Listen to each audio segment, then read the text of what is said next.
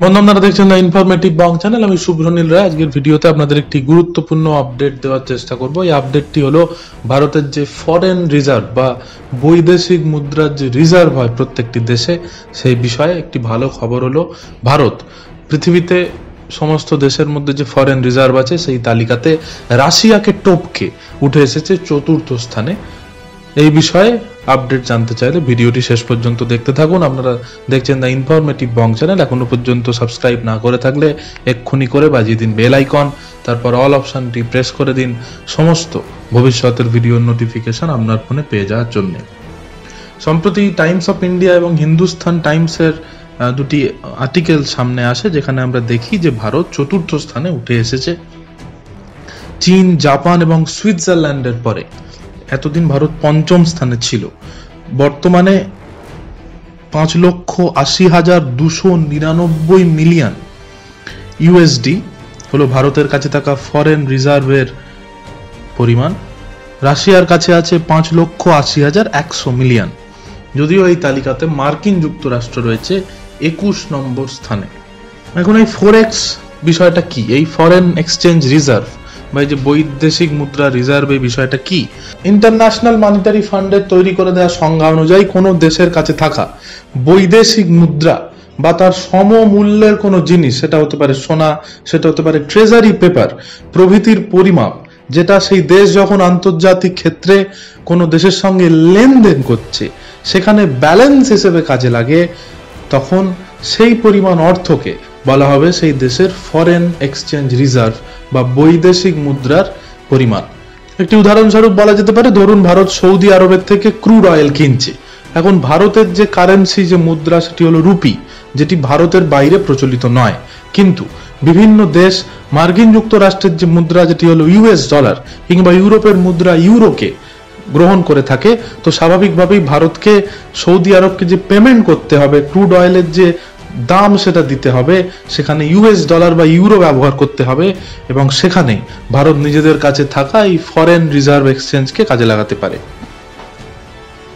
এখন আপনাদের অনেকের মনে প্রশ্ন আসতে পারে যে আমরা যে তালিকার কথা বললাম, যেখানে চতুর্থ স্থানে ভারত, পঞ্চম স্থানে রাশিয়া এবং 21 নম্বর স্থানে মার্কিন যুক্তরাষ্ট্র রয়েছে, তাহলে এত শক্তিশালী দেশ হওয়ার পরেও ফরেক্সের তালিকাতে 21 নম্বর স্থানে মার্কিন যুক্তরাষ্ট্র কেন? দেখুন, যদি স্থিতিশীলতার কথা বলতে হয় তাহলে পৃথিবীতে কিন্তু বোধহয় সব থেকে বেশি স্থিতিশীল দেশ মার্কিন যুক্তরাষ্ট্র। সেই দেশের প্রতিরক্ষা শক্তিশালী, তাদের অর্থনীতি সারা পৃথিবীর অর্থনীতিকে কন্ট্রোল করে, তাদের যে মহাকাশ বিজ্ঞান তা অত্যন্ত শক্তিশালী, স্বাস্থ্য হোক, শিল্প হোক, সমস্ত ক্ষেত্রে যদি প্যারামিটার ডিসাইড করা হয়, একসাথে ওভারঅল পারফরমেন্সের ভিত্তিতে পৃথিবীর সমস্ত দেশের থেকে তারা এগিয়ে আছে। এবং 2019-এর একটি সমীক্ষায় দেখা গেছে যে বিভিন্ন দেশের কাছে যে পরিমাণ বৈদেশিক মুদ্রা বা তার সমপরিমাণ জিনিসপত্র থাকে, তার মধ্যে 60%ই শুধুমাত্র মার্কিন যুক্তরাষ্ট্রের মুদ্রা থাকে, অর্থাৎ ইউএস ডলার। তাই আলাদা করে নিজেদের মুদ্রাই নিজেদের কাছে জমিয়ে রাখা তাদের কোনো প্রয়োজনীয়তা নেই। কিন্তু এখানে একটি গুরুত্বপূর্ণ বিষয় আমাদের মনে রাখতে হবে যে মার্কিন যুক্তরাষ্ট্র কিন্তু 2021-এর জানুয়ারি মাসে পাওয়া তথ্য অনুযায়ী তাদের যে রিজার্ভ আছে সেন্ট্রাল অথরিটির কাছে 8,134 টন সোনা তারা রিজার্ভ হিসেবে রেখেছে, যেখানে ভারতের রিজার্ভের পরিমাণ মাত্র 658 টন। তার মানে কি, আজ থেকে 200 বছর আগেও সোনা যেমন দামি ছিল, তখনও মানুষ সোনা জমিয়ে রাখতো খারাপ সময় কাজে লাগবে বলে। আজও কিন্তু সোনার মূল্য একটুও কমেনি, এবং আজও মানুষ সোনা জমিয়ে রাখে তার খারাপ সময় কাজে লাগবে বলে। তাই ফরেন রিজার্ভের কথা যদি বলতে হয় এবং আমরা যদি সোনা দিয়ে সেই রিজার্ভকে হিসেব করি, তাহলে মার্কিন যুক্তরাষ্ট্র পৃথিবীর সমস্ত দেশের থেকে অনেক অনেক এগিয়ে আছে। এখন প্রশ্ন হলো, ভারতের এই যে ফরেক্সের তালিকাতে পঞ্চম থেকে চতুর্থ স্থানে ভারত উঠে এসেছে, এতে কি লাভ হবে বা ক্ষতি হবে ভারতের? ফরেক্স কিন্তু খুব গুরুত্বপূর্ণ একটি প্যারামিটার। কেন? ভারত ধরুন 100টি দেশের সঙ্গে ব্যবসা বাণিজ্য করে, সেখানে ভারত নিজেদের জিনিসপত্র পাঠায় এবং তার পরিবর্তে তারা ভারতকে অর্থের যোগান দেয়। যদি আগামীকাল থেকে সমস্ত দেশ ভারতকে টাকা দিতে অস্বীকার করে এবং সমস্ত দেশ এটা বলে যে তোমরা আমাদের যা জিনিস দিয়েছো কিন্তু আমরা অর্থনৈতিকভাবে দুর্বল হয়ে পড়ায় তোমাদের যা প্রাপ্য অর্থ তা তোমাদের দিতে পাচ্ছি না, সেক্ষেত্রে ভারতের অর্থনীতি ধাক্কা খাবে।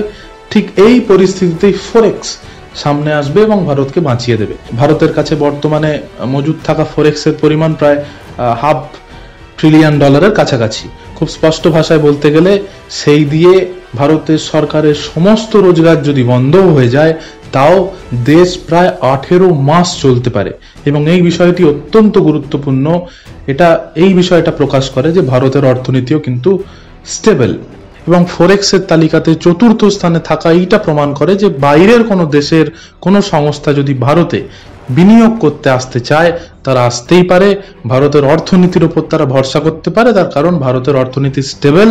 এবং সেই জন্যই 67.5 বিলিয়ন ডলারের বিনিয়োগ আমরা পেয়ে গিয়েছি এই বছরে, যেটা বিভিন্ন সংস্থার পক্ষ থেকে বলা হয়েছে যে প্রথম 9 মাসে আমাদের দেশে বিভিন্ন সংস্থায় খরচ করা হবে। এবং তার ফলে আমাদের দেশের স্টক এক্সচেঞ্জগুলিও মোটামুটির ওপরে এই কোভিড-19 পরিস্থিতি পেরিয়ে ভালো দিকে এগিয়ে যাচ্ছে কথা আমরা বলতে পারি। এখন আপনাদের মনে প্রশ্ন আসতে পারে যে প্রত্যেকটি দেশের কাছে এই ফরেন এক্সচেঞ্জ রিজার্ভ বা বৈদেশিক মুদ্রা এগুলি জমা হয় কিভাবে। ধরুন ভারতে একটি সংস্থা আছে যারা গার্মেন্টসের বিজনেস করে, জামা কাপড় বিক্রি করে থাকে। মার্কিন যুক্তরাষ্ট্র সেই সংস্থার থেকে প্রায় 100 কোটি টাকার জামা কাপড় কিনে নিল। এখন খুব স্বাভাবিকভাবেই মার্কিন যুক্তরাষ্ট্র সেই সংস্থাটিকে 100 কোটি টাকার বেতন তো দেবে না, দেবে তার সমপরিমাণ ইউএস ডলার। তার কারণ যুক্তরাষ্ট্রের মুদ্রা হলো ইউএস ডলার, রুপি নয়।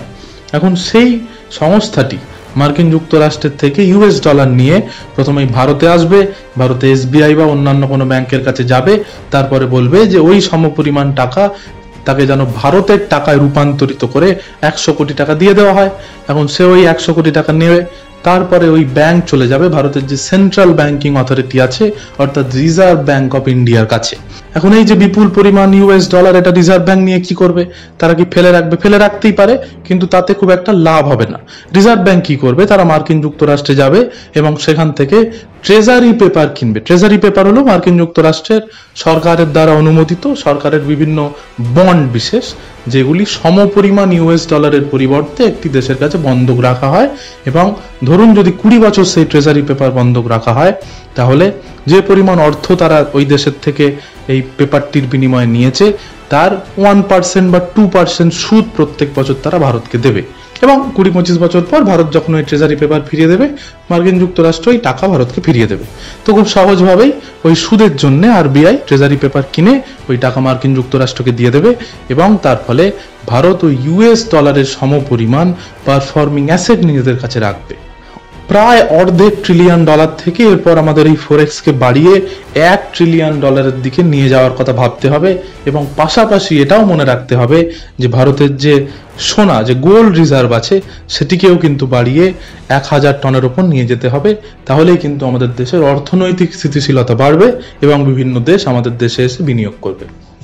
বন্ধু, যে ভিডিওটি আপনারা এতক্ষণ ধরে দেখছিলেন সেটি যদি ভালো লেগে থাকে অবশ্যই লাইক বাটনে প্রেস করুন। আপনাদের একটি লাইক আমাদের অনুপ্রেরণা যোগায়। আপনারা ভিডিওটি শেয়ার করে ছড়িয়ে দিন আপনার বন্ধু বান্ধবদের মধ্যে এবং তাদেরকেও করে দিন জানার সুযোগ। যেরকম সাপোর্ট আপনারা আমাদের করছেন গত কয়েক মাস ধরে, সেই সাপোর্ট আমাদের করতে থাকুন। অবশ্যই কমেন্ট করে জানান যে কোন টপিকের ওপর ভিডিও বানালে সেটি আপনাদের ভালো লাগবে। আপনাদের কোনো সাজেশনস থাকলে সেটিও কমেন্ট বক্সে আমাদের জানাতে ভুলবেন না। এবং অবশ্যই সাবস্ক্রাইব করুন দ্য ইনফরমেটিভ বং চ্যানেলে। সাবস্ক্রাইব করে অবশ্যই বাজিয়ে দিন বেল আইকন সমস্ত ভবিষ্যতের ভিডিও নোটিফিকেশনস পেতে। আজকে এই পর্যন্তই থাকুন। সকলে ভালো থাকবেন। জয় হিন্দ।